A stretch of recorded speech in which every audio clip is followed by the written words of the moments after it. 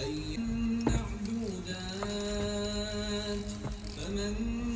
كان منكم مريضا أو على سفر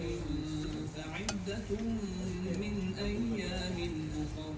وعلى الذين يطيقونه فدية طعام مسكين فمن تطوع خيرا فهو خير له وأن تصوموا خير لكم إن كنتم تعلمون شهر رمضان القرآن هدى للناس وبينات من الهدى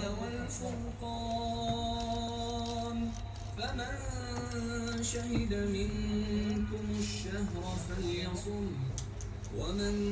كان مريضا أو على سفر